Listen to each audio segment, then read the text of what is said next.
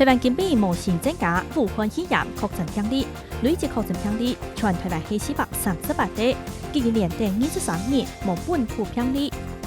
指揮中心昨晚部宣布，盤沙間新增加1例確診，累計全港碰總共有36個人確診，其他全港碰嘅344人，到昨晚部7點解除隔離，轉到家到屋企嘅。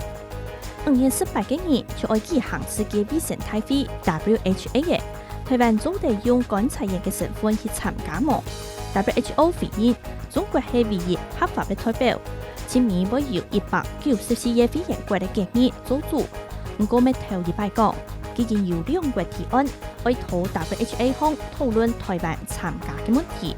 但係外交部並冇講出係哪2個友邦支持，只強調中國冇權利代表台灣。